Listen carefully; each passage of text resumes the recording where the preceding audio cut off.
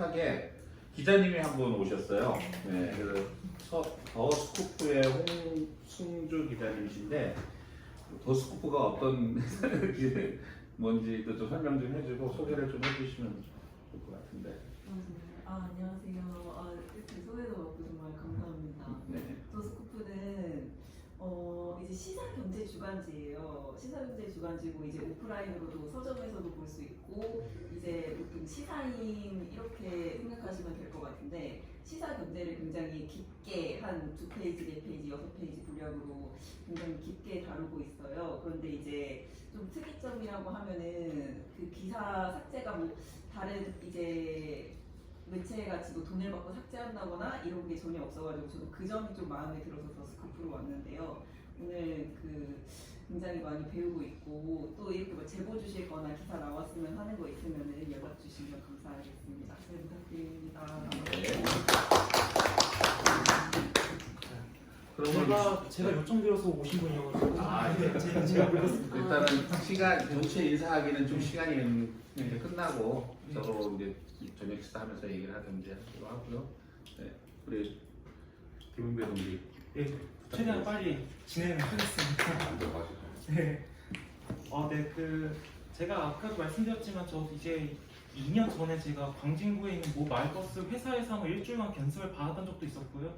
그때 새벽 5시까지 회사에 나오라 가지고 오후 5시까지 12시간을 이렇게 뺑뺑 돌고 막 그랬던 적이 한 번 있었는데 너무 졸려가지고 일주일 만에 그만둔 좀 창피한 좀 경험이 좀 있습니다만 근데 제가 직접 몸으로 느껴보니까요 왜 이 마을버스 문제가 계속 이어질 수밖에 없는지 그걸 좀 더 알게 된 것 같고 제가 제목을 이렇게 좀 정했습니다. 혹시 여기 마을버스 사업주 안 계시면은 세게 그냥 좀 가자면 마을버스 문제 시민과 이용자는 없었다고 제가 제목을 정했습니다. 제가 왜 이렇게 정했냐 사실 원래는 여기 발제 자료에 마을버스 적자 업체별로 어떤 회사의 재정 지원 얼마가 들어갔는지에 대한 내역을 서울시가 공개를 요청했었는데 오늘 답변이 왔습니다.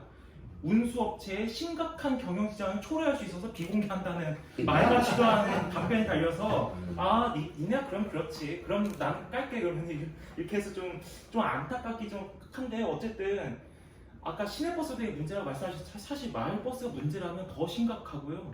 이제 정말 막말 표현 정말 후회될 자식들이 바로 이 마을버스 집단이라는 저는 생각이 들어서 오늘 좀 준비를 했습니다. 공무원 가르치니까 쓰는 거. 뭐야? 거기서 안 나오다. 감사합니다. 슬라이드. 네. 그런 거 있어요? 그 아까 저 할 때 좀 주시지. 그럼 아니. 저들 했었죠. 상업적인 조심할게요. 지부장님 저희가 안 하신 게 있나는데. 잠시만요. 죄송합니다. 이게 지금 시간이 또 지연되는 네, 고맙습니다. 이거 넘길게요. 어떤 게 돼요? 이거 오면 안 되겠구나. 그건 좀 거꾸로 또 있을 수 있군요. 천천히.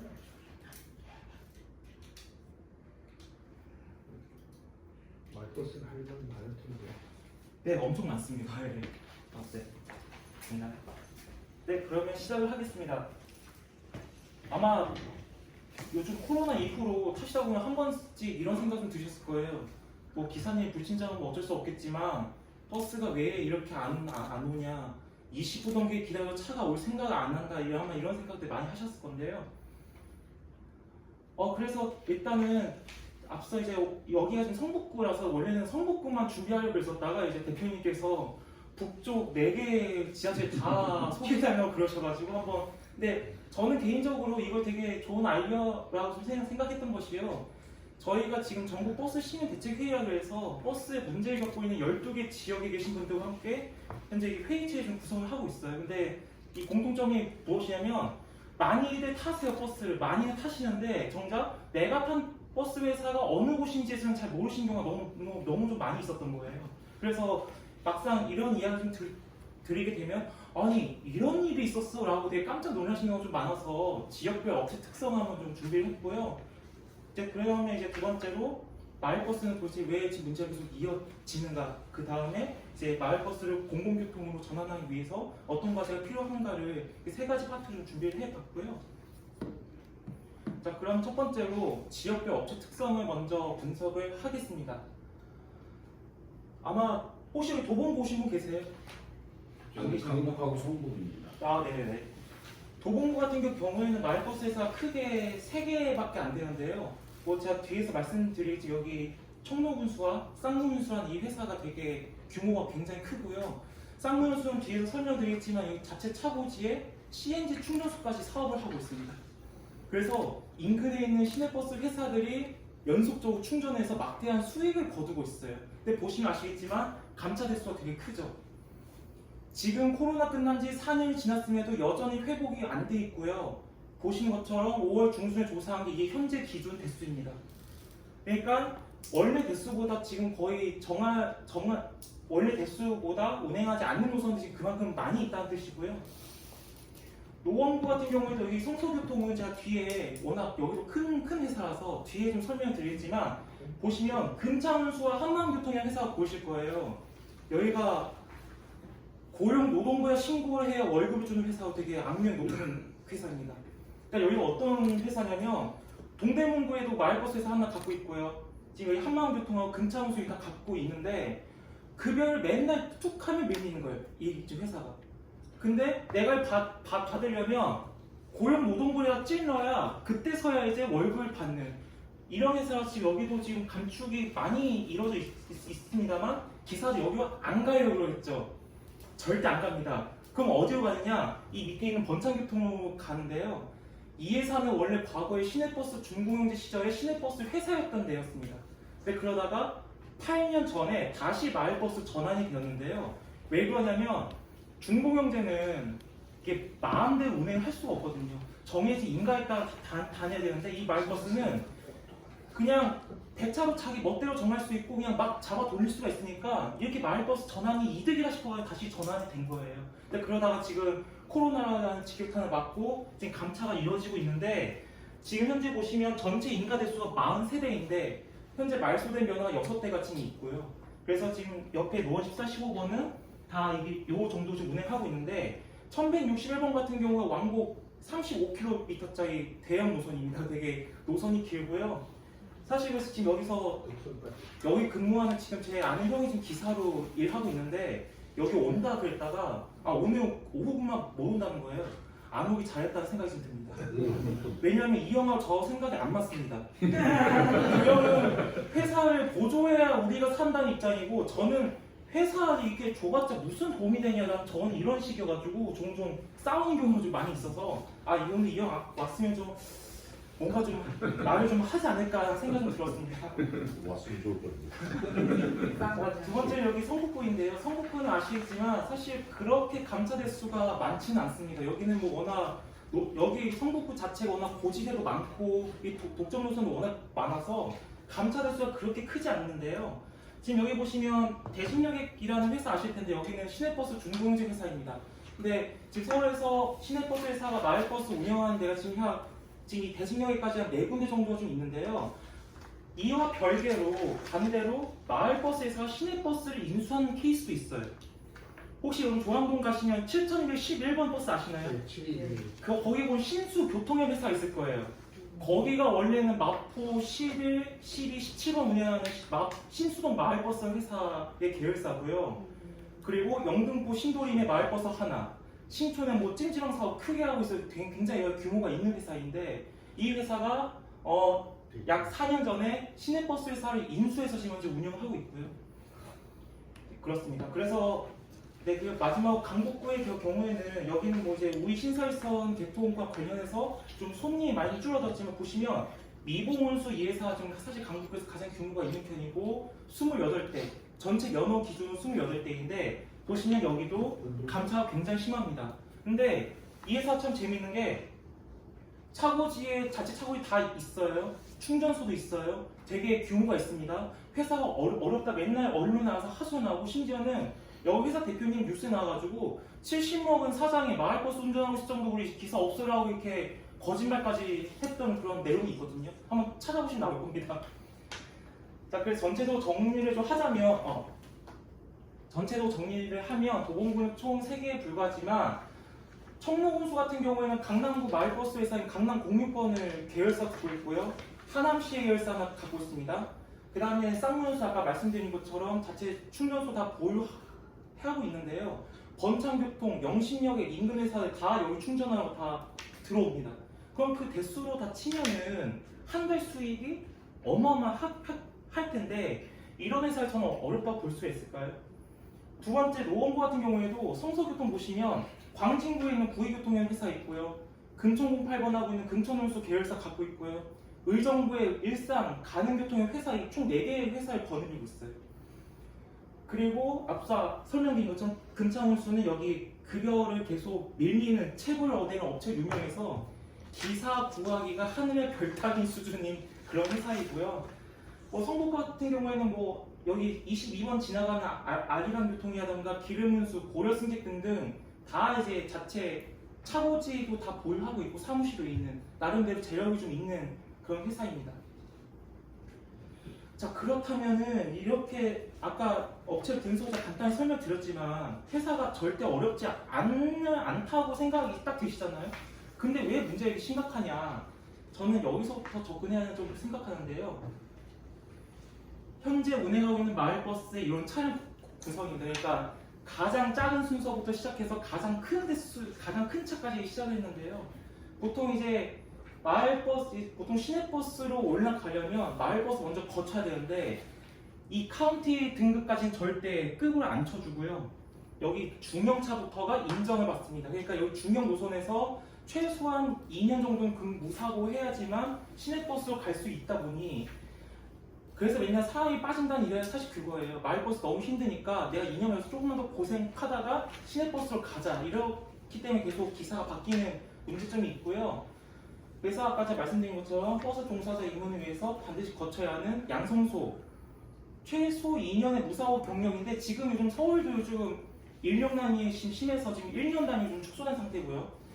업체마다 좀 차이가 있어요. 근데 대부분 경력이 없는 초보 기사들이거나 아니면 일부는 정년퇴직자, 그러니까 초보자는 안 받고 정년퇴직자만 받는 경우인데 그 회사 저희 동네에 있는 마을버스 회사 좀 그렇고요.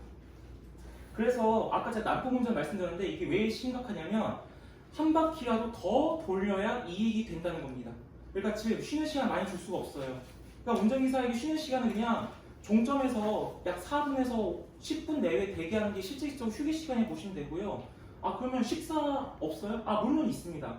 식사 시간 있는데 이것도 되게 경우가 3가지예요. 그러니까 식사 시간을 빼게 되면 배차한 게 길어지잖아요. 그러면 이게 손님들이 불편하니까 사무실에 있는 예비 직원이 나와가지고 기사가 밥 먹는 동안 그 시간에 대신 운전해 주거나 아니면 그냥 식사 시간만 주고 너희 먹은 다음에 영수증 청구해라. 또는 바퀴수를 빼주는 방식 이런 식인데 없는 회사도 분명히 있어요. 그러니까 우리는 수익 때문에 식사 시간 줄 수가 없다 하는 곳은 그냥 알아서 해결하다 싸워서 해결해야 되는 거거든요. 박시수를 빼준다는 게 무슨 뜻이에요? 한 바퀴, 두 바퀴. 아, 하루에 따로 도는 바퀴. 네, 두 바퀴가 맞습니다. 아니라 예. 10바퀴 넣어서 나오고. 그리고 마을버스들이 대체로 운행 대수에 맞춰져 있기 때문에 예비기사가 사실상 거의 없어요. 그렇다 보니까 이제 토요일 오후반 했어요. 토요일 오후반 막차까지 하고 일요일날 넘어가야 되는데 그러면 그 사람이 다음날 오전반에 또 넘어가는 거예요. 그러면 잠을 4-5시간 채 못 자는 거겠죠. 아니면 A, B조가 있으면은 만약에 토요일까지 A, B조 다 했고 조로 바꿔야 되니까 B조가 쉬면 A조가 일요일날만 풀타임, 그러니까 격일제 근무를 하는 이런 회사도 종종 있습니다. 여전히 지금 존재하기 때문에 이처럼 마을버스가 굉장히 열악한 근무 조건에 처해져 있다는 것이고요. 이 현상 많이 보셨을 거예요. 제가 이거 종류마다 이거 어떤 게 좀 찍게 됐는데 초반에는 버스회사 직원 직무유기 고발하겠다. 또 두 번째는 달력 소소해면 운행 못하겠다. 6월 동결 빨리 해라. 환승을 중단하겠다 등등 온갖 행보를 다 부리고 있는데 처음엔 이거 시민분들이 보실 때 믿으셨겠죠. 코로나 시기에는 마을버스 없어지면 안 되니 근데 진실을 알고 보면 이건 다 새빨간 거짓말이다 라는 말씀을 드릴 수밖에 없겠고요. 저는 그래서 지금 상황이 코로나에서 벗어나지 못한 마을버스 업계라는 생각이 좀 듭니다. 그러니까 지금 저희가 코로나 끝난 지 이제 4년이 훌쩍 넘었습니다. 4년도 넘었고 이제 거의 일상생활로 돌아왔는데 그래서 조합이 실제로 야 우리 빨리 요금 인상을 줘라 그래서 작년 8월 때 요금 인상 되었죠. 그리고 실제로 마을버스 조합 총회 자리에 서울시 교통과장이 가가지고 그 동조하는 발언이 한 번 있었어요. 그러니까 오세훈 서울시장 요번에 요금 인상 잘 안 하겠다고 공언을 했더니만 그 밑에 부하 직원이 가서 아 마을버스 요금 인상을 적극 돕겠습니다 이런 말을 하고 와가지고 제가 도대체 뭐 하는 잡자인가 하고 제가 논평하면 제가 세게 한번 쓴 적도 있었고요. 근데 여기서 되게 아이러니한 부분이 있어요. 그렇게 적자 맨날 어렵대요. 근데 노선에 대해서 반납을 안 한다는 거죠. 그러니까 왜 그러냐? 이게 자체가 회사도 사업주의 재산이고 중공업도 마찬가지인 것처럼 마을버스도 노선 자체가 사업주의 재산이고요. 또 마을버스는 그 지역 안에서 자기의 권력이나 영향력을 행사할 수 있는 일종의 수단으로 쓰는 거예요. 그렇다 보니까 차를 몇 대를 빼더라도 아 사람들은 이 구간에서는 우리 차밖에 탈 수밖에 없어. 그러니까 우리는 빼도 돼. 약간 이런 심보가 저는 좀 담겨 있다라는 생각이 좀 든다는 말씀을 드리겠고요. 그래서 저는 여전히 어려움을 호소하고 뭐 지금 뭐 기사가 없다고 지금 난리이긴 한데 애초에 요금 인상하면 정상화 시키던 공헌한 작자들이 마을버스 조합이거든요. 근데 그 약속을 지금 계속 안 지키고 있는 거죠. 그래서 참 저는 이게 되게 좀 황당하다라는 생각이고요. 실제로 올해 3월달에 이런 기사 나왔어요. 제가 앞서 말씀드렸던 것이 서울시 마을버스 업체 전체는 아니고요. 적자업체 일부를 대상으로 서울시가 재정지원금을 시내버스보다 아니더라도 어쨌든 지급이 됐어요. 근데 이게 어떤 거냐면 지원금을 못 받은 회사는 정상적으로 운행하는데 적자 계속 쌓이고 반대로 차량을 세우는 업체는 돈이 다 되니까 계속 세워놓는 꼼수를 부리고 있는 거예요. 이걸 적발한 거거든요. 제가 그래서 이것 때문에 서울시에다가 내용 요청을 했는데 아까 제가 말씀드렸지만 운수업체의 심각한 경영난을 초래할 수 있다 이런 말도 안 되는 알 수 있다. 예, 그렇죠. 근데 저는 왜 이런 기사가 있음에도 불구하고 참 왜 그럴까 참 이해가 안 갑니다. 그리고 제가 또 검색하다 보니까 이런 내용도 있었어요. 마을버스 전체 이사장이 조합 비를 자기 사리사욕을 유용을 해가지고 적발된 사례도 한 번 있었는데 근데 지금 이 기사를 쓰시다가 되게 화가 나셨는지 보시면 2014년부터 2020년까지 조합 이사장을 맡아왔다라고 여기 나와 있는데 여기 조합 사이트 가보시면 역대 이사장 나와 있거든요. 근천 관악 10번을 운행하고 있는 남고운수하는 회사의 사장이더라고요. 이런 상황도 비일비재한데 참 이 마을버스가 계속 돈을 지급하는 것이 무슨 소용이 있을까에 대한 생각을 하지 않을 수가 없다. 그렇기 때문에 저는 좀 세게 말씀드리자면 지금 마을버스 업계는 정상화 의지 자체가 없다라고 말씀드리기 정확할 것 같습니다. 그러니까 특히 지금 운전기사 인력이 충원되지 않는 거니까 기본적으로 회사들이 근로요건을 개선하지 않는 거거든요. 근데 좀 신기했던 건 제가 이 자료를 준비하는 데 있어서 실제 마을버스 타면서 배차 시간표가 조사하고 좀 다녔는데 실제로 코로나 전보다 코로나 후에 근로 여건이 좀 나아진 회사들 일부가 있긴 있었어요. 그러니까 그게 어떤 거냐? 원래 바퀴수보다 두 바퀴가 좀 빠진 상태로 좀 널널해지는 약간 그런 케이스인데 지금 왜 마을버스 기사가 없냐면요.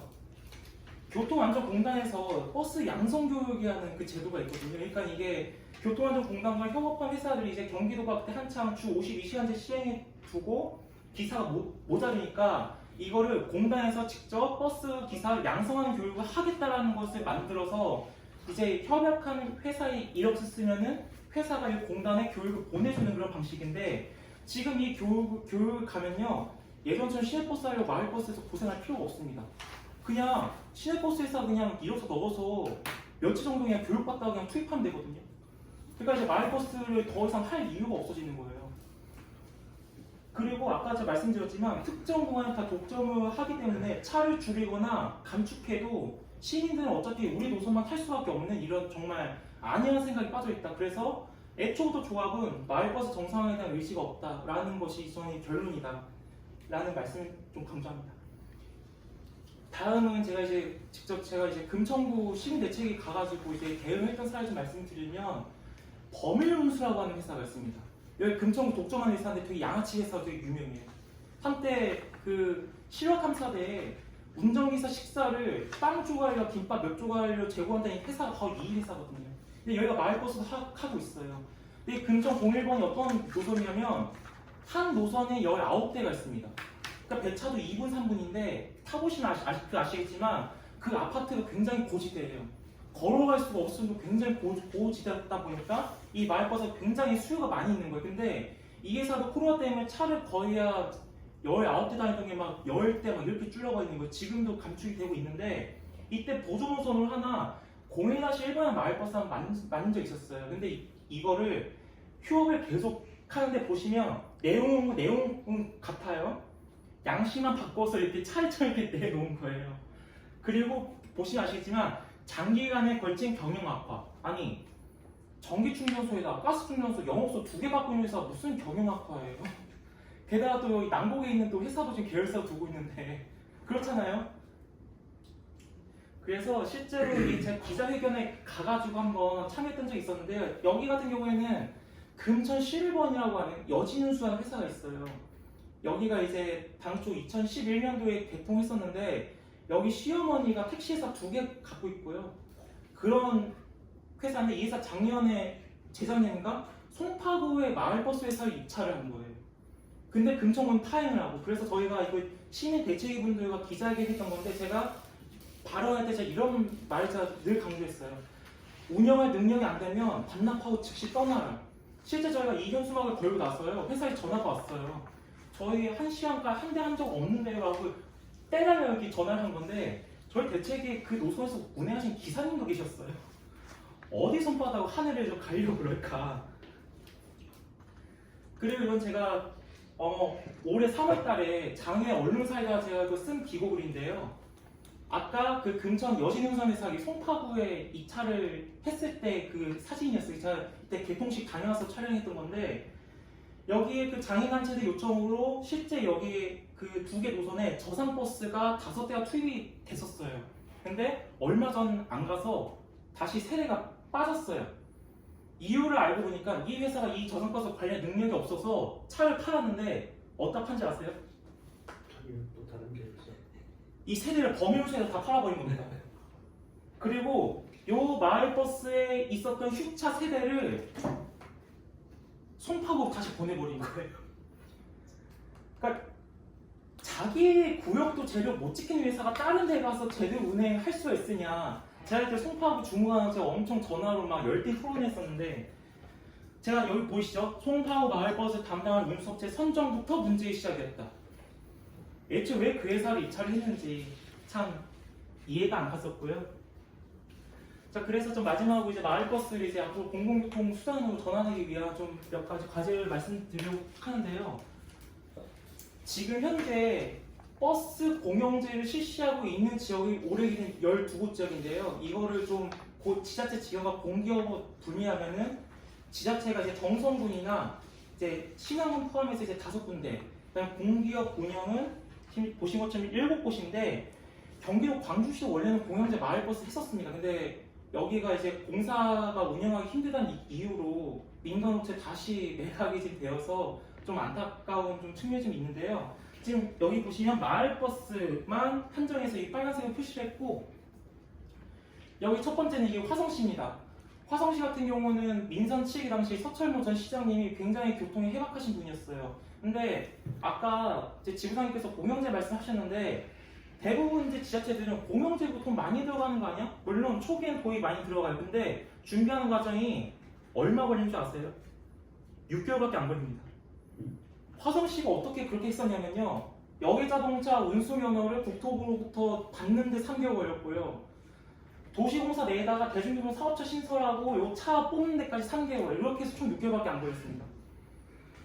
근데 그러니까 결국에는 지자체장의 의지만 있으면 공영제는 충분히 할 수가 있고요. 화성 같은 경우는 적자 노선 인수부터 시작해서 운영력 쌓은 다음에 다시 이제 신설 노선을 개통하는 방식인데 요즘 좀 화성시가 좀 안타깝습니다. 지금 시장이 바뀌고 나서 공영제 노선을 자꾸 줄이려고 하고 있어요. 근데 이게 저는 좀 안타까운 거는 전 시장에서는 치적을 지으려는 의도도 물론 좀 있겠지만은 버스는 원래요 수익이나 이런 걸 내고 사업하는 게 아니거든요. 다 공공성 측면인데 그가 다시 민간 회사가 다시 돌려버린다? 민간 회사에다가 주는 재정력이 더 많이 들어가고 갈 것이다. 두 번째 이 정성군인데 정성군은 지금 현재 이런 식으로 운영하고 있는데 여기 같은 경우에는 4개 회사를 전부 유형자산과 무형자산 인수 방식으로 전부 다 인수해서 직접 운영하고 있는 케이스고요. 마지막으로 이 고양시 같은 경우는 이제 고양시 마을버스, 이제 누리버스를 해서 운영하고 있고요. 마지막으로 여기는 지금 전주시입니다. 전주시에 있는 시설관리공단에서 바로온 마을버스라고 해서 소외 지역에 25대를 투입해서 운영하고 있는 그런 지역입니다. 그렇다면 실제로 서울시가 공영제 사례가 아예 없었을까요? 아니 물론 시도했던 사례는 있었어요. 그러니까 교통공사가 통합이 됐을 2015년도에 마을버스의 성격이기 때문에 여기 자동차를 할 수 있다라는 이런 항목을 넣었습니다. 그래서 실제로 지하철 2호선 막차 종류에 똑같이 따라가는 시내버스 만들겠다라는 그 연구 작업도 실제 했었고요. 또 오금동 지역의 마을버스를 이제 자체적으로 운영하겠다는 시도도 있었지만은 뭐 여러 현실적인 여건 때문에 좀 약간 무너진 그런 사례가 좀 하나 있었습니다. 자, 그래서 저는 이제 결론을 좀 말씀을 드리면 지금의 마을버스는 이제 더 이상 민간에 맡기는 게 이제 정말 한계에 직면했다. 이제 오로지 요금 수익이라던가 이제 뭐 재정지원금만 이제 소용이 없다는 게 좀 나온 것 같고요. 지금 실제로 마을버스 중에서도 서울시에부터 돈을 아예 안 받는 노선들이 일부가 있거든요. 그러니까 그게 어떤 거냐면 2011년 1월달에 서울시가 이런 조례를 하나 설정합니다. 국민의 요청이나 주민들의 민원을 신설한 노선이라도 그 노선에 대해서는 재정지원금 일체 지급하지 않는다는 내용이 있어요. 이게 당시에는 버스 회사들의 무분별한 증차를 막기 위함도 있었지만은 글쎄 저는 이게 좀 어쨌든 그 대수 자체가 새 차를 뽑는 거기 때문에 면허 새로 발급하는 거잖아요. 그러니까 시가 그 돈을 안 주겠다는 건데 저는 만약에 병립형 공영제를 많이 생각한다 그러면 저는 재정지원 제외 대상 노선들부터 시작을 할 필요가 있다. 당장 성북 22번 같은 경우도 돈을 안 받고 있거든요. 물론 코로나 이후로 재정지원 받고는 있겠지만은 성북 22번도 원래는 이 조례 이후에 신설된 노선이어가지고 해당이 됐었습니다. 근데 그 노선 아시겠지만 워낙 손님이 많아서 그래서 좀 논의를 좀 치고요. 그래서 실제로 저는 이 사례 하나 좀 말씀을 드릴까 좀 하는데요. 실제 공영제는 아니더라도 이제 대학교 총학생회가 이렇게 노력해가지고 마을버스 학교 안까지 끌어들여온 사례가 하나 있었어요. 그러니까 이 노선이 원래 한동안 운행 중단을 하다가 이제 운행 재개했는데 성균관대 안까지 이렇게 진입을 한 거예요. 근데 여기 지금 밑에 보시면 총학생회가 상인을 간담회하고 구하고 만나고도 이런 과정을 통해서 노선을 결국 이게 안까지 끌어왔고요. 현재 또 한 대가 증차됐는데 성균관대에서 운행하는 셔틀버스 차량을 여기 마을버스에서 매각을 해서 여기다 투입한 겁니다. 그러니까 그래서 저는 이렇게 시민들이 만약에 필요하면 공영제까지 아니더라도 얼마든지 이런 의견을 개진할 수 있는 사례도 좀 충분하다는 점을 좀 말씀을 드리고 싶었고요. 마지막은 지금 현재 성동구에서 이 마을버스에 관련해서 되게 많이 논의를 하고 있는데 우리가 재정을 반 부담할 테니까 서울시가 반 부담해서 우리에게 노선 조정권이 이런 다 주라 하고는 있는데 그게 지금 안 받아들여지고 있습니다만 성동구가 좀 그래서 자가용 면허, 그러니까 유사 운송면허 버스라는 게 있는데 그 셔틀버스 현재 좀 운영하려고 하는 지금 계획을 갖고 있어요. 실제로 여기 인천 계양구 같은 경우가 계양역 주변에 되게 오지 마을들이 지금 몇 군데가 있거든요.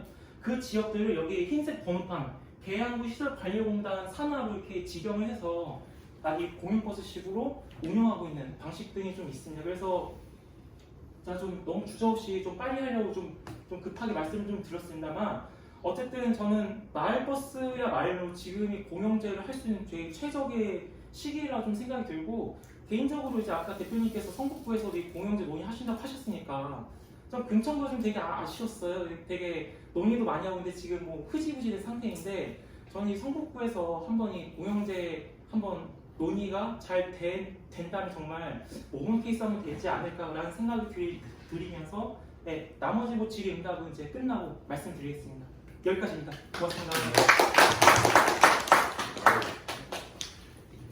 디테일한 현장 조사를 많이 하셔서 아주 내용들이 아주 현실감 있게 많이 나왔던 것 같고요. 저기 지금 1시간마다 배차가 저렇게 있는 거예요? 예, 배차 시간. 1번에 한 대, 2번에 한 대 이런 식으로.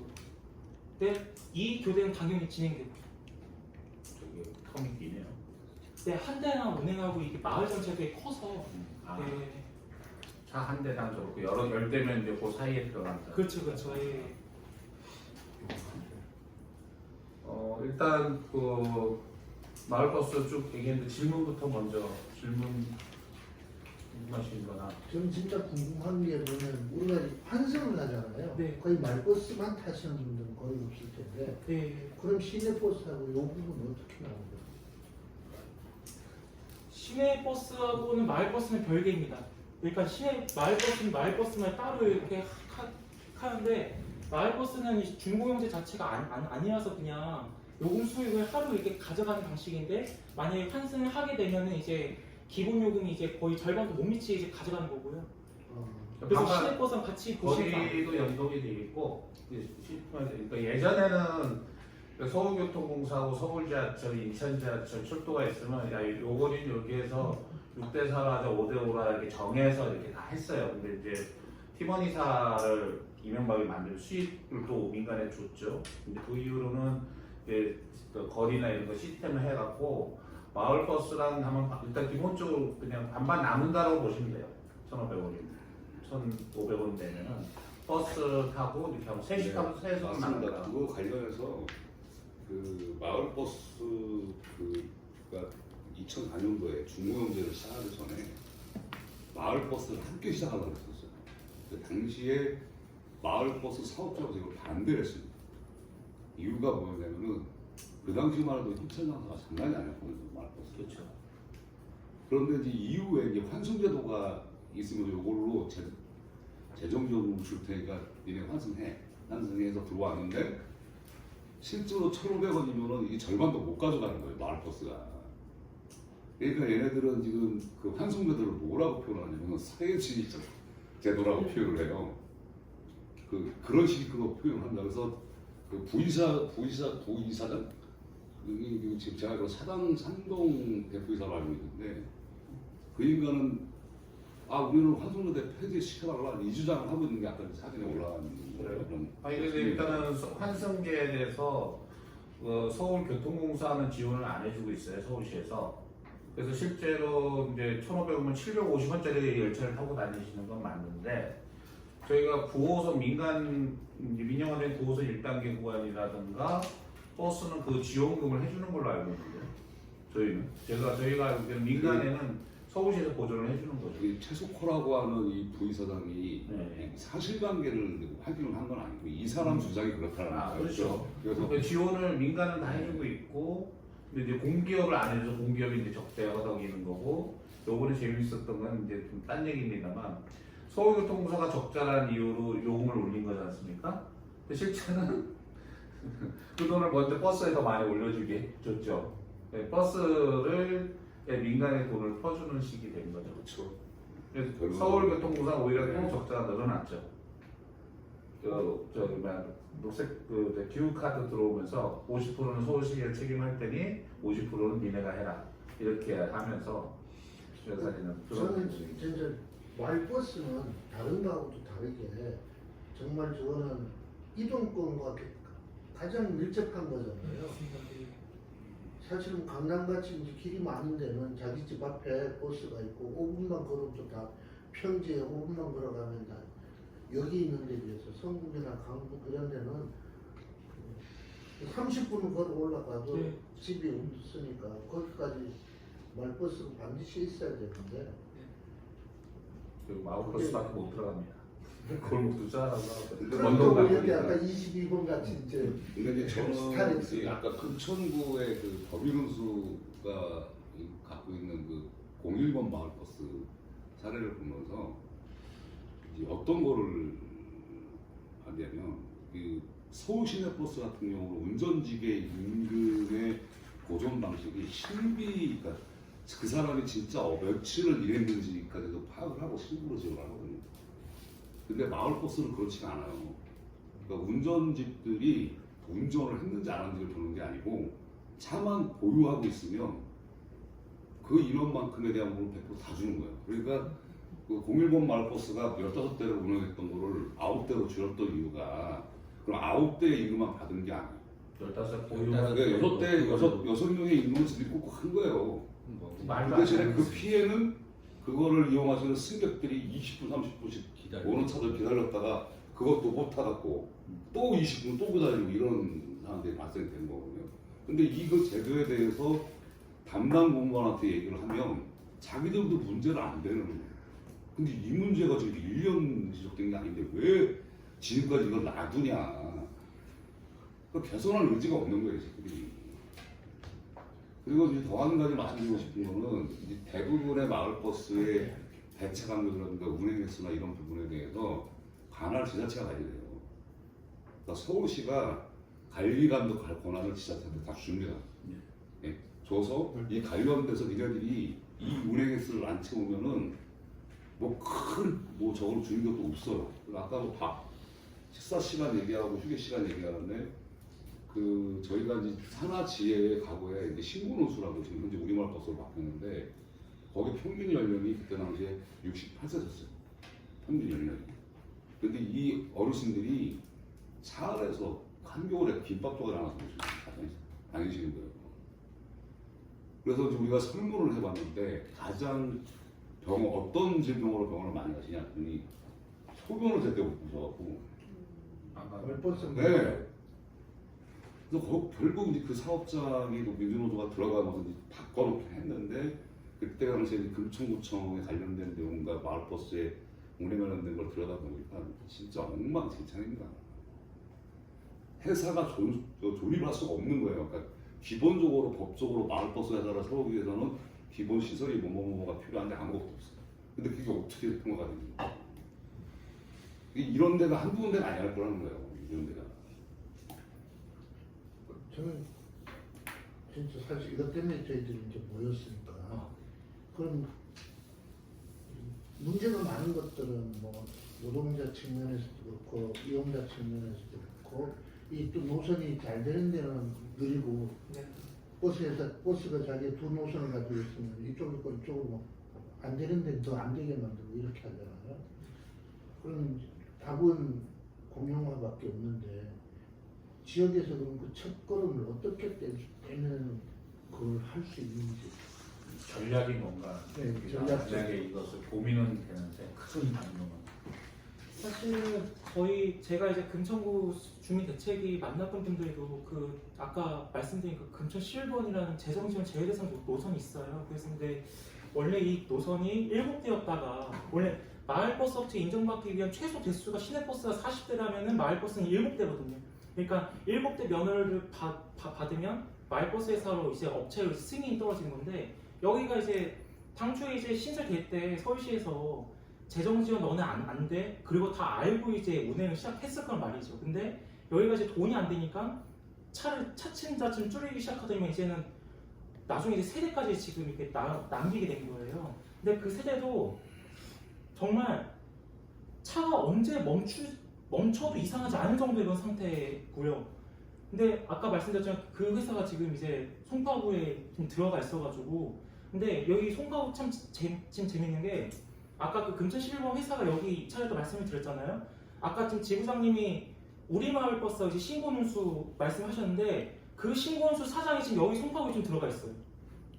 그러니까 여진운수 사장과 같이 결탁해가지고 이제 운영하고 있는 건데 어쨌든 만약에 공영화 전략을 세운다면 저는 일단은 가장 좀 취약한 노선들, 그러니까 뭐 성북 공업원처럼 막 스트라이크스 운행한다는 뭐 차량이라든가 아니면 재정지원 제외 대상 노선들인데 글쎄요. 근데 성북구 같은 경우는 워낙 노선들마다 다 성북은 아니고 강북. 네. 강북이요. 강북이 원래 접근하기 쉬울 거. 사실 성북은 제가 알기로 이 구의원 출신들이 처음에 이제 네. 면허를 따기 시작하면서 네. 이제 그게 돼갖고 약간의 카르텔도 있는 걸로 알고 있어요. 근데 저는 개인적으로 그 마을버스가 공공성을 강화하기 위한 방법 중에 하나는 아까도 지금 시내버스 관련된 부분도 얘기했지만 일단 지자체별로 그 어떤 기준이 좀 틀린 건 있어요. 그래서 그 일정 관련된 부분에 대해서 운행이 되지 않거나 이런 부분에 대한 거를 제도화해서 일정 부분이 미달됐을 경우에 노선법으로 반납할 수 있는 그 부의회 차원이든 이쪽에서 먼저 이런 부분에 대한 조례들이 만들어지고 또 지역 내에서는 이제 교통 불편이나 여러 가지 관련된 부분에 대한 여론조사나 아니면 시민들을 통해서 이런 부분들을 요구해내는 것이 같이 이루어져야 된다고 생각하거든요. 그러면 기본적으로 현재 마을버스들의 그 대수나 이런 부분들 그다음에 가치를 봤을 때 시내버스처럼 어마어마한 돈이 들어가는 비용은 아니에요. 봤을 때 또 충분히 가능은 할 것 같습니다. 마을버스는 아까 이제 김홍배 동지가 말씀하신 것처럼 그 비지원 대상 마을버스 그 다음에 실제로 마을버스라고 하지만 마을버스라고 할 수 없는 이런 그 사업자들도 있어요. 근데 그런 것들은 얼마든지 인수가 가능한 부분이기 때문에 그런 측면으로 같이 맞물려서 해보면 가능하지 않을까 생각합니다. 그러면 네. 지금 이 뭐 마을버스나 일반 버스나 버스들은 이 노선권이라는 게 가장 중요한 그렇죠. 핵심이라는 네, 거죠. 예. 이 노선권을 가지고 이제 아킬레스건을 예, 예. 이용해서 움직이면 네. 어떻게든 움직일 수 있는 방향이 네. 생긴다는 거죠. 맞습니다. 예. 그 작년에 대중교통요금 인상되고 났을 때 그 아까 김웅배 동도 잠깐 언급했지만 그 버스 정책과였던 당시 그 과장이라는 이진구라는 분이가 있어요. 근데 그놈이 이 마을버스 사업조합 그 총회 때인가요? 네, 맞습니다. 거기를 참석을 해갖고 네. 대중교통요금 인상해달라고 아우성에 관련된 부분에서 오세훈이는 교통요금 인상한 게 없다라고 했는데 지가 뭐라고 봐서 마을버스 사업자들의 어려움을 이해하고 있습니다. 적극적으로 검토해서 찾아보도록 하겠습니다. 이제라고 온 거예요. 그리고 나서 대중교통요금 인상된 다음에 이 이진구라는 놈이 어떻게 됐냐면 도시교통실이 어떻게 보면 버스 정책과보다 위거든요. 그래서 도시교통실 산하에 있는 교통정책과장으로 갔어요. 그래서 승진해서 간 거죠. 그러니까 이런 구조가 아까 카르텔 말씀하셨잖아요. 실제로 존재합니다. 들으면 들을수록 사립학교하고 똑같은 거지. 야, 사립학교도 똑같아요. 이 사립학교 그 연합회 행사가 있으면 쓸데없이 교육부회를 불러갖고 거기서 교육부회가 괜히 사립학교 이런 거 지원하도록 하겠습니다. 나는 이라면 걔가 잘려야 되는데 그 다음에 다른 데 가서 더 승진해갖고 다른 데 가서. 그렇죠. 와 정말. 근데 이제 최근에 어떤 이런 기사가 한번 나온 적이 있었어요. 그러니까 지금 JTBC 옛날에 앵커 했었던 민주당의 이정원 당선자하고 있어요. 그 사람이 광진구에서 당선이 됐는데 이 양반이 마을버스 준공영제를 언급을 했던 그걸로 당선이 됐던 거예요. 근데 신기한 게 마을버스 사업자들도 준공영제 싫다고 지금도 이야기하고 있어요. 근데 왜 그러냐면 준공영제 하게 되면 회사마다 정해진 차고지가 있어야 되거든요. 근데 그 차고지를 투자할 그런 게 싫으니까 그냥 준공영제 싫다 이렇게 지금 나오고 있는 거거든요. 투자는 덜하고 수익만 내면 되니까. 그렇죠. 예. 맞습니다. 그리고 아까 저기만 제가 좀 이해를 잘못했는데 노선이라는 게 그 시내버스와 마찬가지로 사유재산이고 그리고 상속이 되는 맞습니다. 이제 이런 거잖아요. 네. 사실은 이제 노선 경쟁 때문에 우리 그러니까 서울교통공사에서 예전에 아까 말씀하신 미래신도시 쪽이었는데 이게 그 마을버스가 새로운 도시니까 마을버스가 없는 상태에서 우리가 들어가서 하겠다라고 발표를 한 거예요. 하겠다라고 하니까 이제 막 아까 버스 회사들이 다 와서 데모하고 난리가 난 거죠. 이제 서울교통 눈치를 챈 거죠. 서울교통공사가 이제 그걸 하려고 하는 이유들은 뻔히 아니까. 그래서 못했고 두 번째로 시도한 게 이제 그 노선 경쟁이 우리 노선이 지하철 노선이 있으니 지하철이 이제 11시, 12시, 1시에 끊기니까 끊기면은 이제 고개를 하겠다. 이건데 이것도 이제 뭐 정권 말기, 오세훈 시장 말기였는데 그것도 이제 좀 흐지부지 됐죠. 근데 사실은 저희가 그때 드렸던 게 뭐였냐면은 그 야간에는 이렇게 버스로 이렇게 하고 이제 물론 이제 야간 노동에 대한 이의 제기도 있었습니다만 그리고 마을버스랑 연동시키는 거를 같이 한 거예요. 그러면은 택시라는 거에 대한 공공택시에 대한 고민도 있었지만 어쨌거나 연계해서 서민들이 다 바로 할 수 있게끔 심야에도 뭐 이런 부분들을 좀 같이 고민했던 것이 있는데 사실은 그게 잘 안 됐죠. 이것은 이것이 안 된 이유는 딱 아까 다 나온 얘기입니다만 이제 공무원과 이제 관과 이제 그 지역의 그 자본들의 어떤 카르텔 이것에 있어서 있었기 때문에 그것이 안 된 거라고 볼 수밖에 없어요. 그렇기 때문에 이거를 이제 전략적으로 본다면 뭐 노선을 인수를 하든 적절하게 인수를 하든 아니면 우리가 우리 여기서 하겠어. 원래 얘네들끼리도 옛날 노선 싸움하면서 칼빈까지나 이렇게 음악 지구면서 노선 여기 싸움을 했던 거거든요. 시내버스 역사를 보면은 그러니까 저희도 그렇게 주민들이나 시민들이 그걸 나와서 노선을 신사를 하든 인수를 하든 이 두 가지밖에 없을 것 같아요. 근데 그것은 힘이죠. 그거를 무마시킬 수 있는. 시내버스는 한 노선 하는데 그 약간의 그렇죠. 비용이 좀 비용이 예. 나왔다고 하는데 말버스는 나온 것이 있나요? 얼마 정도 되는지? 뭐 2천만 원 곱하기 10개 하면 2억이죠.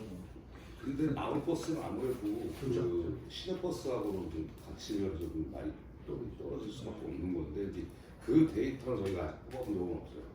그 예를 들면은 저희들이 갖고 있는 데이터 또한 우리가 만든 것이 아니고 지자체 또는 그 인수한 사업장들 또 그다음 사업본에서 나온 자료들이기 때문에 이 가치가 어떻게 평가가 되는지까지는 저는 모르겠어요. 근데 어쨌든 사업본들은 투자 자본을 받아서 그거를 투자를 이익을 내는 거잖아요. 그렇기 때문에 아무래도 경제적 논리로는 우리보다 좀 빠르겠죠. 어떤 형태로 평가하는지는. 그래서 이제 아까 이제 말씀을 좀 이어서 해보면 그 경기도에서 하려고 하는 중공제 모델 중에서 이런 게 좀 있습니다. 이 민간이 노선권을 갖고 중공제를 운영되는 사업장들은 예를 들면 이런 거죠. 그 기본 이윤을 한 1.7% 정도만 책정을 해요. 기본 이윤을 자기가 보유하고 있는 채 대수만. 근데 노선을 하나라도 경기도에다가 반납을 하거나 매입하는 회사들은 요거의 2배 기본 이윤을 책정을 해주는 거예요. 이게 어떻게 보면 유인 구조인 거죠. 그러니까 야 니네들 꼭 기본 이윤 더 받고 싶으면 노선 하나라도 우리한테 줘. 그러니까 이런 식으로 유인 구조를 해서 일단 노선권 자체를 지자체가 가져가는 것과 그렇지 않은 것은 차이가 있기 때문에 마을버스 또한 저는 그게 가능할 것 같아요. 예를 들면 이 시의회에서 토론을 하는 것처럼 구의회에서 지역 주민들이 그 마을버스에 관련된 문제라든가 이런 것들에 대해서 구의원들과 토론을 좀 하고 그 관련돼서 실제 니들이 뭐 어떤 걸로 해서 얼마큼 비용을 지출하고 있는지에 대한 이런 부분을 좀 확인을 해서 이 여론몰이와 관심을 좀 확장하는 부분도 좀 같이 하는 것도 굉장히 중요할 것 같다는 생각이 듭니다. 그래서 더 나가면은 경기도에서 노선을 해소하는 형태에 대한 유인구도도 좀 한번 고민해볼 필요가 좀 있다. 신차고유비가 카운티가 8,500이고 지금 강구가 88대면은 74억 정도 되거든요. 74억 8천만 원. 신차일 경우. 근데 이제 인수를 하는 거에서 교체가 50%는 교체해야 될 것 같고 여기 들어보고 또는 다 아니면 한 35, 37억, 8억. 그럼 말버스는 만약에 중복 노선이라거나 경쟁책을 하기 위해서 예를 들어서 일본 성북구 같으면 한성대에서 국내건까지 1번을 예. 1-1 해가 똑같이 이렇게 다른 사업주를 해서 놓을 수 있는 그런 구조는 되나요? 근데 제가 보기엔 그 사장이 반대할 거예요. 아 그렇긴 엄청 한데 반대할 거예요. 네. 네. 그런 1번 말씀하신 그런 계획은 하나 있었던 것이 1번 마을버스 저기 해화역까지 연장하려는 계획은 있긴 있었어요. 그러니까 지금 그 한성대까지 가지 안 가잖아요. 그거를 대학로까지 연장을 시키려는 지금 그 공문이 지금 있긴 있는데 아마 회사가 반대했는지 아직 뭐 소식은 없는 것 같은데 만약에 노선 경쟁한다. 은행이자보다 좀 대덕에 주문 팔지 않겠어요? 사업펀드에는 파는데 뭐 그런 게 있겠어요? 이것도 의지죠. 네. 우리가 요구할 거는 안전 그리고 그 배차수 이런 거죠. 네. 근데 그거는 있어요. 그러니까 이게 버스 회사들이 인수할 때마다 뭐 이제 감가상각비나 이런 정해진 데이터는 있습니다만 이게 업자들이 사실 부르는 값이다 보니까 이게 뭔가 명확한 기준이 없어요. 그러니까 우리 노선의 가치가 요건데 우리 이만큼 줘 약간 이런 식이어가지고 일부러 데이터화 안 하겠죠. 그렇죠. 그럴 수도 있죠. 일부러. 네, 근데 맞습니다. 일단 사모펀드에서 나온 그 평가의 기준이라는 게 있기 때문에 좋든 싫든 어쨌든 그걸 기준으로 가는 게 맞다는 것 같아요. 그렇죠. 예, 참 감안해서. 감정 평가서가 있는 거지. 제가 그렇죠. 예. 그 아까 상품부에 보내신 게 예. 거기 한 개밖에 없던 15번이요. 15번. 예. 거기가 지나가는 노선에 살았던 사람인데 예. 이게 이제 처음에는 너무 어려우니까 제 산꼭대기에 있는 아파트 소유였어요. 그 차 한 대가. 그렇게 왔다 갔다 하다가 이게 어려우니까 고려 승객에 아마 판 것 같아요. 그래가지고 그 15번 한 대하고 네. 21번 몇 대하고 이렇게 그냥 하나로 묶였거든요. 제가 궁금한 거는 네. 마을 버스는 마을 주민들이 네. 내가 우리 집에서 큰 거리에서 우리 집까지 이제 오는 게 너무 힘들 때 노선을 좀 만들 수 있지 않나요? 그래서 그 분들이 뭔가 투자를 해가지고 이제 아파트 같은 경우에는 집중되어 있으니까 투자하기 훨씬 쉽잖아요. 차 한 대를 사, 기사를 고용해, 그래서 시간을 이렇게 해가지고 돌자. 뭐 이런 식으로 할 수 있지 않나요? 실제로 고양시 식사동에 위시티라고 하는 아파트 단지가 있어요. 근데 네. 거기 주민들이 어떻게 하셨냐면은 마을버스가 워낙 다 뺑글뺑글 돌아가서 전철까지 가려면 40분이면 넘게 걸리니까 직접 아파트 주민회 차원에서 셔틀버스를 도입을 한 거예요. 근데 이거를 마을버스 회사들이 고발을 한 거예요, 이 단체를. 근데 누가 이겼냐? 아파트 단체가 이겼습니다. 아 그래요? 이게 왜 그러냐면 이게 불법적인 것도 아니고 어미 정당한 비용을 내고 또 시에서도 이걸 알고 있는 거기 때문에 약간 이게 승소가 된 거였고요. 사실 제가 그 동네 살았어도 사실 그 마을버스 그 40분간에 그 사실 누가 타겠어요. 그냥 약속한 대로 아파트 단지에 운영한 셔틀버스 타지. 워낙 이게 차이가 많이 난다는 게 있었고 여러 가지 요인이 있었는데 저는 그 사례 좀 대입할 때 충분히 저는 일단 시도는 해보고 싶다. 실제로 저희 네트워크에서 한번 저기 한성대 정문 쪽에 장순환이라는 데가 있잖아요. 거기 주민연합회 한번 마을버스 공영 한번 해보려고 실제 이 움직임 한번 저희도 했었어요. 당시 저희 정책위원장님이 하셨다가 거기 계신 분이 이제 안타깝게 이제 떠나셔가지고 세상 떠나셔가지고 흐지부지 사례가 있는데 어쨌든 시도 사례 좀 많이 있어서 15분 정도는 좀 충분히 저는 가능성이 있지 않을까? 아니, 그래서 15분 제가 정도? 그것도 네. 이제 네. 저도 좀 그때 같이 네. 좀 알고 있고 해서 그런 모든 것이 함께 종합해 봤을 때 이 노선권이라는 건 과연 무엇인가? 그렇게 대표적으로 아니 누가 허락을 해가지고 공기권이야? 그것권이야? 아니 노선권은 무형의 자산이잖아요. 그거를 내가 그 길을 한번 갔다는 이유만으로 권한을 준다는 게 과연 맞는 건가에 대한 의문이 있는 거예요. 그래서 이제 제도를 좀 돌아보고 네네네. 이것이 마을버스도 이렇다면 좀 더 나아가서 버스에도 똑같이 적용을 해서 아니 노선권 초부인권이야 누가 줬어 이런 이야기들을 좀 할 수 있지 않을까라는 생각이 들어갖고 여쭤본 거예요. 이거를 만약에 얘기하기 시작한다 그러면 네. 지자체 구에서부터 시작하는 게 가장 편할 것 같아요. 마을버스를 상대로. 그리고 거기서 이제 이 노사건이라는 게 어느 정도 우리가 이용할 수 있는, 그러니까 어떻게 좀 그렇죠. 협력할 수 있는 뭐 그런 수단을 구에서 찾지 않으면 이거는 시하고는 더 어려울 거라는 생각이 들어요. 저는 지금 일단 결정적으로 지금 마을버스 정책이 지금 약간 서울시가 또 쥐고 있는 부분이 차량 대수 증차권하고 노선 허가권을 지금 서울시가 쥐고 있거든요. 이거를 빨리 자치구하고 언제 양도할 건 이거 핑퐁 싸움 할 게 아니라 저는 협의할 건 빨리 협의해서 자치구가 일단은 노선 인 허가권까지 다 가져오는 것이 저는 일단 굉장히 시급한 대책이라는 말씀 좀 드리고 근데 그거를 당장 주민분들이 하실 수는 없으니까 일단은 되게 우리가 여러 가지 지역에서부터 한번 뭐 협동조합을 뭐 만들던 뭐 아니면 모임 이렇게 해가지고 뭐 대안을 제시하던 이런 방식으로 저는 일단 시작을 하시면은 네 일단 저는 그게 일단 가장 유일하고 가장 쉽게 접근하실 수 있는 방법이 아닐까 지금 시스템에서는 그렇습니다. 그리고 또 그런 금천구 말씀 하나 좀 드리면 왜 마을버스 문제가 안 바뀌고 하는 거 이걸 좀 감안을 생각하면 실제 그 금천구에서 교통과에 있던 공무원분이 버스에서 취직을 하는 사례도 비일비재하더라고요. 맞아요.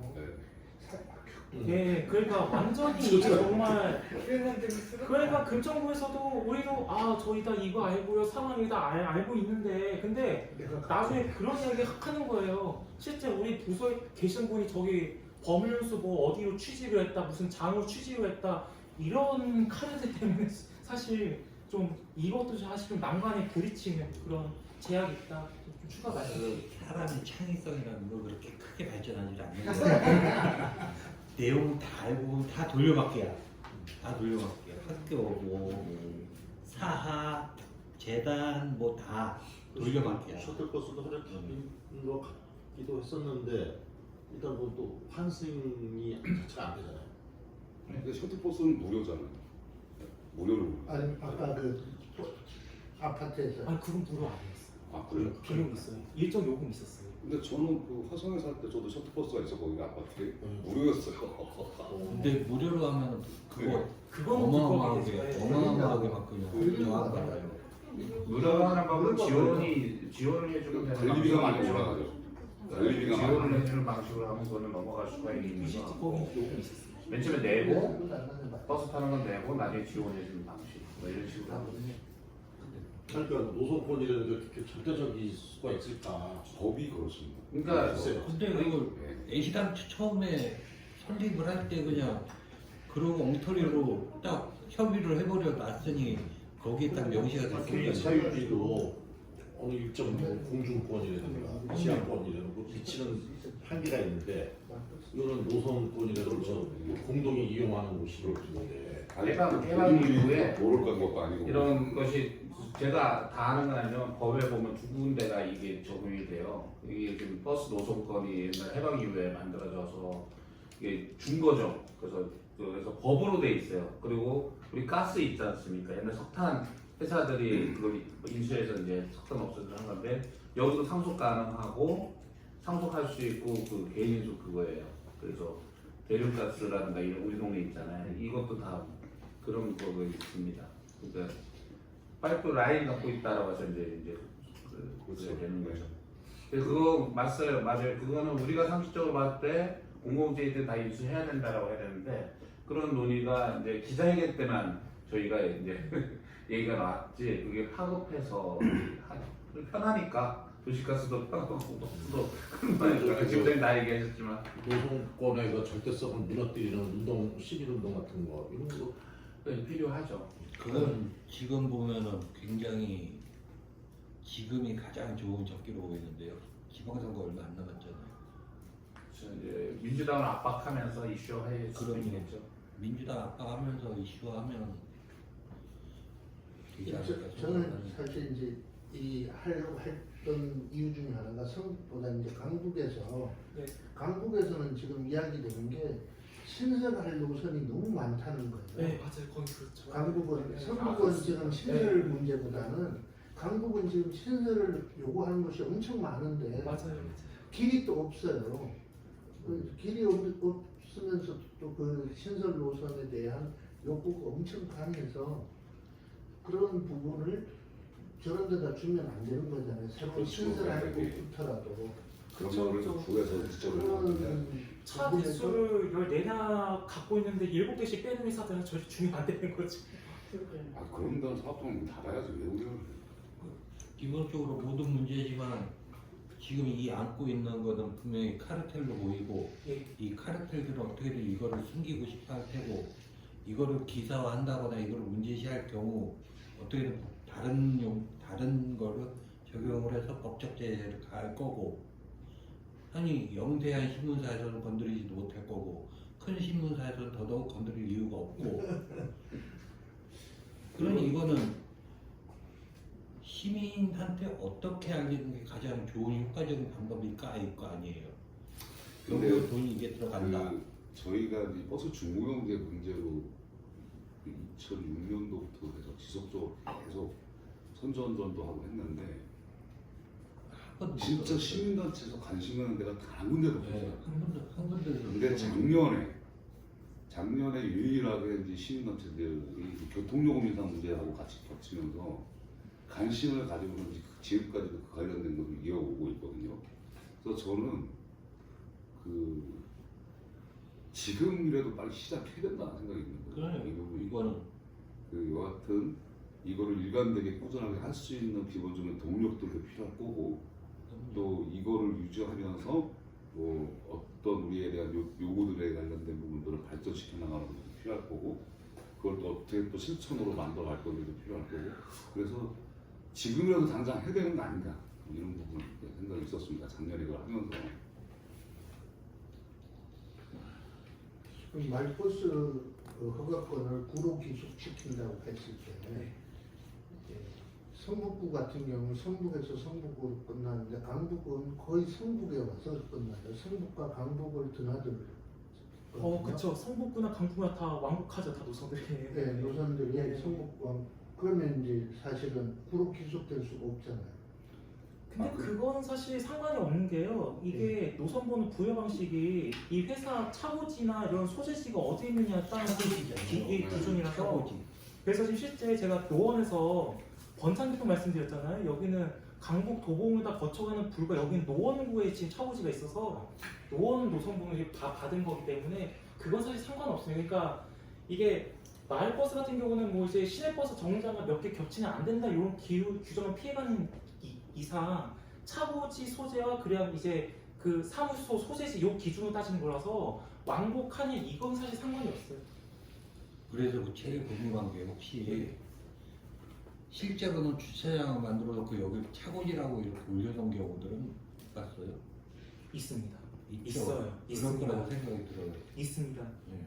그러니까 지금 제가 여기 지금 내역들 다 보여드렸지만은 여기 두 군데는 지금 다 자체 차고지가 다 있고 여기 진양교통 같은 경우에는 도봉공영 차고지 임대서 쓰는 방식이고요. 성서교통도 성서교통, 오렌지, 금창 여기 다 이제 수락까지가 다 도봉공영 쓰고 번창교통만 자체 차고지가 있습니다. 여기 아예 충전시설 다 자기 거를 다 이제 깔고 있었고 거기가 뭐 워낙에 부자. 네, 여기는 실제로 사장 부부가 아마 고깃집을 운영한다고 알고 있다고 해서 기사들 다 여기다 회식을 시켰다고. 네, 그렇습니다. 그리고 버스 회사들이 자꾸 노선이 있고 보조금을 받는데 어렵다고 하는 이유 제가 추가적으로 말씀을 드리면 버스 회사 사장들은 절대로 버스만 운영하지 않습니다. 다른 사고 다 해요. 택시. 네, 그렇죠. 뭐 택시 회사 갖고 있는 데도 있고 지금 번창교통 뭐 부부가 뭐 고깃집 식당 운영하고 있고 과거에 그 아까 이제 용인교통 사례가 아까 좀 말씀을 좀 드렸지만은 용인교통이 이제 거기로 이제 원래 마을버스였다가 이제 시내버스로 이제 전환된 그런 회사였는데 이 사장님이 재정 비용을 버스에 운행하라고 써야 되는데 이거를 그 망해가는 회사 인수하다 이게 잘못돼가지고 이게 빚이 이게 터져버린 거예요. 그래서 그 구형 차량들 압류가 다 당해가지고 충전소 값도 못 내가지고 가스도 못 넣는 거예요. 서울시내버스 회사가. 근데 그 지금 그 회사가 이제 지금 은평구 회사에 지금 인수가 돼가지고 정상을 찾고는 있는데 이런 경우 정말 비일비재합니다. 되게요. 그러니까 이 사장들이 버스만 운영 잘 하면 돼요. 다른 공적인 돈으로 다른 데서 돈 벌려 손 벌리다가 이 망가져서 좀 그런 거지. 버스로만 해서 돈을 버는데 네. 딴짓거리 해갖고 그쵸, 돈 못 그쵸. 버는 거를 버스에서 돈 못 버는 거라 이게 맞습니다. 거기는 그냥 막 들어오는 거죠. 회관이 주식. 가수분이 돈을 안 쏟아내기만 하지. 알겠습니다. 예. 지금 그래서 서울시내버스 여담이 전 서울시내버스 한 개의 회사 또 다시 이제 지금 다른 데 인수되냐 마냐 지금 기로도 있고요. 되게 상황이 복잡합니다. 네. 이게 시간이 좀 그런데 마지막으로 혹시 질문하실 분, 뭐 기자님 있으세요? 저는 그 제일 궁금했던 게 그 방금 살짝 얘기 나왔지만 차고지 주차장 그 문제를 살짝 더 자세하게 좀 여쭤보고 싶어요. 어떤 부분? 그 이렇게 그 방금 얘기하신 주차장을 신고하고 일본만 아, 그러니까 마을버스 아. 면허를 받을 때 기본적으로 갖춰야 될 게 있잖아요. 저기 주차장이라고 하는 게. 근데 이게 사실 마을버스 같은 경우는 원래는 이게 차고지 사실 이거 여기 정해진 게 없었고 사실 마을버스의 시작이 주민 아파트 연합에서 이렇게 셔틀형 굴리던 걸 갖다가 이제 면허 발급받아가지고 현재 지금 이어져 온 거여가지고 이거를 제대로 따질 수 있는 그런 겨를이 없었어요. 그러니까 사실상 지금 마을버스 회사들이 이제 주 사무소 소재지만 이제 등록을 하는 수준이고 차고지는 뭐 별도 기입을 하는 게 없어서 그냥 여기저기 그냥 막 세워 놓는 거죠. 네, 그렇습니다.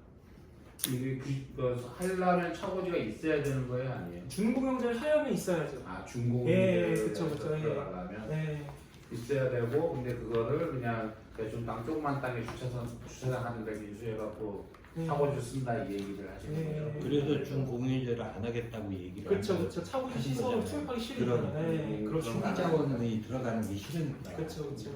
돈 드니까. 네. 네.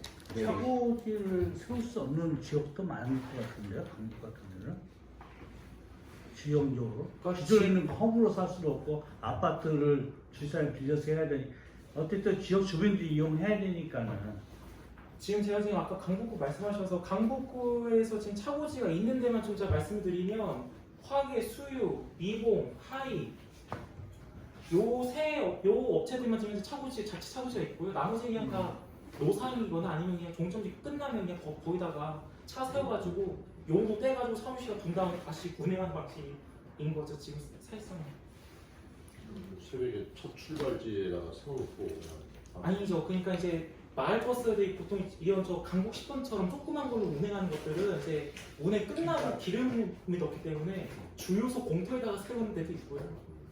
되게 많습니다. 아카데미 하우스 앞에 가면 쫙 세워놨죠. 크게 까다롭진 않은데 이제 진출입에 대한 것에 대한 뭐 확보라든가 구획선 뭐 이런 것들이 있네요. 네, 맞습니다. 버스 차고지 설치 기준 보니까. 폐차가 돼야 되고 뭐. 네, 그런 것 때문에 이 확보돼야 되고 뭐 이런 것들이. 노선들 근데 그 차고지가 아시겠지만 주민들 동의 없으면 깔기가 어려운 시설이어가지고 지금 뭐 전기 충전소 까는 것도 그만큼 난리니까. 네. 어떻게 시간에 대해서 가셔야 되나 보네요. 아니요. 오늘 저 자료는 저희 방에 우리 북부노동경대 방에는 올려놨는데 필요하신 분들 얘기하시면 따로 보내드릴게요. 아, 예. 저희가 저거는 저 PPT 자료는 따로 복사하지는 않았거든요. 그런데 필요하시면 얘기해 주십시오. 필요하시다는 얘기신 것 같고 얘기해 드리겠습니다. 혹시 성북구 마을버스 제가 드릴 수 있는 거는 이 전체 노선들의 배차 시간표는 제가 다 갖고 있어가지고 다 주십시오. 요거 혹시 필요하시면 말씀하신 제가 다 드리겠습니다. 같이 좀 논의 앞으로 네. 저희도 이렇게 할 텐데 같이 오셔서 아 그럼 논의 같이 고맙습니다. 하시면서 좀 더 얘기를 나눌 수 정도는 있습니다. 그냥 지역 이쪽 아니에요. 어쨌거나 예정 시간보다는 20분, 총상시간 이 정도는 넘어갔습니다.만 우리 두 분 고생하신 두 분께 다시 한번 큰 박수 부탁드립니다.